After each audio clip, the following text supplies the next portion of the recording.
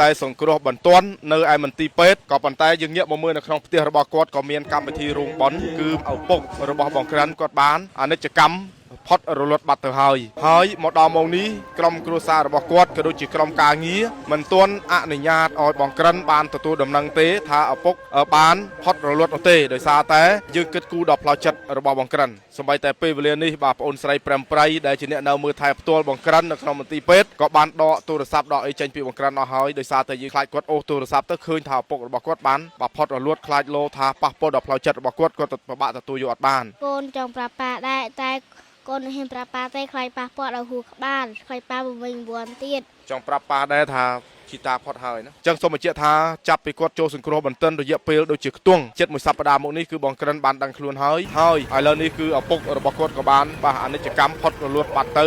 ទាំងដែលកូនប្រុសកំពុងតែសម្រាប់ព្យាបាលនៅឯមន្ទីរពេទ្យទើបតែដឹងខ្លួនទេហើយនេះជាកូនស្រីរបស់គាត់ផ្ទាល់បាទបញ្ញាថ្ងៃនេះគឺជីតារបស់គាត់បានផុតរលត់ទៅហើយចំណែកឯឪពុកនៅឯមន្ទីរពេទ្យថ្ងៃនេះផងដែរខ្ញុំបានមកដល់នៅទីតាំងខេត្តបាត់ដំបងបាទមានន័យថាស្រុករបស់បងក្រិនផ្ទាល់តែម្ដងដូចដែលបងប្អូនបានកំពុងតែបានជ្រាបព័ត៌មានហើយដែលកំពុងតែផុសនៅលើបណ្ដាញសង្គមខណៈពេលវេលានេះឃើញថាបងក្រិនកំពុងតែស្នាក់នៅឯមន្ទីរពេទ្យសង្គ្រោះបន្ទាន់ចំណែកឯនៅក្នុងផ្ទះរបស់គាត់ក៏មានរោងបន់បាទគឺមានន័យថាឪពុករបស់បងក្រិនគឺគាត់បានទទួលមរណភាពហើយបងប្អូនណាអញ្ចឹងថ្ងៃនេះខ្ញុំបាទគង់ការ TV ក៏បានចុះមកដល់ផ្ទាល់ជាមួយនឹងប្អូនស្រីប្រាំប្រៃដែលជា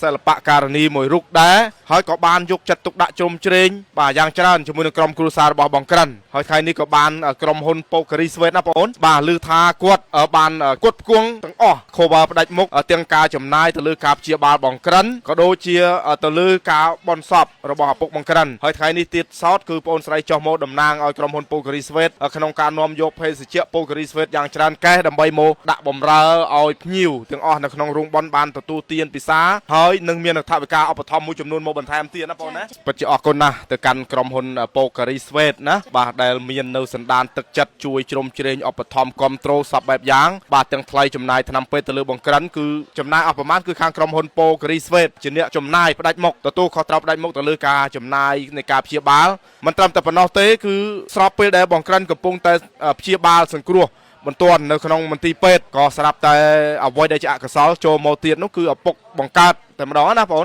របស់បងក្រិនក៏បានផុតរលត់អស់អាយុសង្ខារទៅមានន័យថាមរណភាពទូនបាទស្របពេលគ្នាអញ្ចឹងក៏ក្រុមហ៊ុនប៉ូការីស្វេតក៏សម្រេចចិត្តបន្ថែមជួយ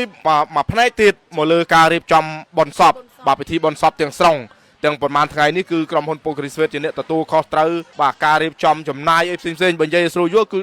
ការចំណាយទាំងស្រុងបាទឧបត្ថម្ភការចំណាយទាំងស្រុងហើយថ្ងៃនេះបងអូនស្រីប្រាំប្រៃបងប្អូនប្រហែលជាបានស្គាល់គាត់ហើយប្រហែលជាធ្លាប់ទស្សនាការសម្ដែងបាទកំ pl ុកកំ pl ែងរបស់បងអូនស្រីតែងតែញ៉ាំងបរិយាកាសឲ្យបងប្អូនបានទស្សនារំសាយអារម្មណ៍ហើយថ្ងៃនេះក៏បានតំណាងឲ្យក្រុមហ៊ុនប៉ូការីស្វេតចុះមកនាំយកបាទជាមួយនឹងភេសជ្ជៈប៉ូការីស្វេតដើម្បីដាក់បម្រើដល់ភ្ញៀវកិត្តិយសដែលចូលរួមនៅក្នុងកម្មវិធីបុណ្យហើយក៏មាននឹង